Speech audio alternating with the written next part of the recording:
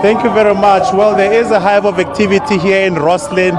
We were just at a factory just now called Praga, where there were allegations that the factory is actually prioritizing undocumented foreign nationals for employment. In fact, the allegation was that over 50% of their workforce at Praga is actually more than South African nationals. But from what we heard, the HR manager from that particular factory was saying that those allegations were not true. They only had about 8 foreign nationals that are actually working at Praga. But when she was pressed as to find out as to whether those foreign nationals that are working there, if they have a scarce skill that would actually require for them to actually work as opposed to locals, she just said that she would respond to the memorandum as soon as she got all the information. But I'm joined by one of the organizers right now to just elaborate on their interaction at Praga. My sister, can you just tell us what did you think of your interaction with the lady at Praga, saying that it's not true that about more than 50% is foreign nationals? Currently, there's really nothing much we can say or do about it. However, we have to give them a chance to go back to the...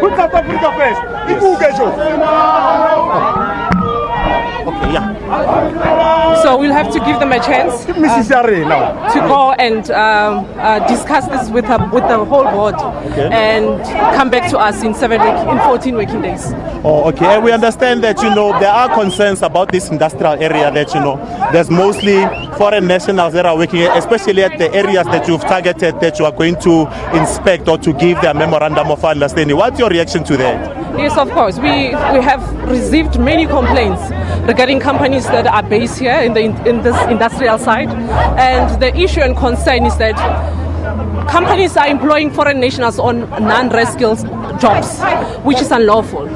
So as Operation Dudula and Put South Africans First, we are saying that we are not sharing non-res skills jobs with foreign nationals, documented or not. That one also has to be clear, because it does not matter if you have documents to be in this country. However, you are doing a job that a South African can do, and the job that you are doing does not reflect on the critical skill list. We are not going to allow that. Yes. But what was the HR's reaction when you asked if those 8 that are working at Praga, are they on the critical list, on the critical skills list? They are disputing that. Obviously, I think you also have heard, and their argument is that the 8 are legal in the country, and we've asked if those people, as they say, they are legal, are they doing critical skill jobs? And for now, we have not really, we didn't get a clear response from the Praga team, and hence, like I said, we'll have to give them a chance, and only then we'll respond after we get to hear from them in 14 working days. Okay, and then you are launching in KZN and in Eastern Cape. Can you just tell us some of your program of action as to what is transpiring? Yes, today Dudula will be leaving to the Eastern Cape to launch. The launch will happen tomorrow, and we are spreading all over the country, and that's exactly what we want. The Put South Africans First language has to be enforced. The Put South Africans First language has to become a national language in this country. So that is something that we are not even willing to negotiate with SA government. The South African, if SA government was doing the right thing, if they managed to enforce the immigration laws in this country, we wouldn't be here. We are cleaning after their mess as we speak. But how do you feel about the alleged absence of the Labour Department in terms of doing inspections and ensuring there is that compliance, that critical skills would be given to those that, deserve to be there? We have raised concern with the Labour Department, and lately we hear that they are in support of what we are doing, because if you can remember, Minister Nxesi even said companies will be fined if they are not complying. So everybody has to come to the table now. The Labour Department has to also ensure that all these companies have employed South Africans. The Section 8 of the Employment Services Act, which says jobs must be given to South Africans, it has to be enforced. That's what we are looking for. Thank you very much. Well, as you saw, there's still a hive of activity in front of us. You can see we're actually headed to yet another factory here in Rosslyn, where they are going to try and establish the employment quotas in terms of how many people of foreign descent are actually working there. Initially, we thought the issue was undocumented foreign nationals. But what has transpired now, from what we've heard, they are saying that if those people are not serving in the critical list, in the critical skills, then they should not be working and they should not be prioritized over South Africans that can actually do the same job. And with that, it's back to studio. Offensa, I don't know if you can still hear me, but ordinary citizens allowed to go to any place of work to do these inspections that the Department of Employment and Labour should be doing?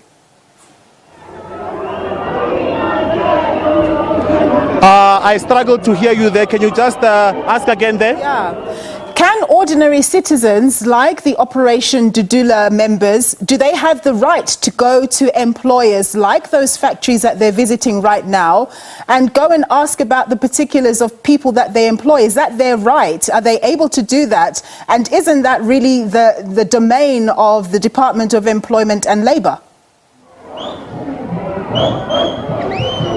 From what we've heard when we were speaking to the police minister, basically what he was saying was that there is something that's called a citizen's arrest.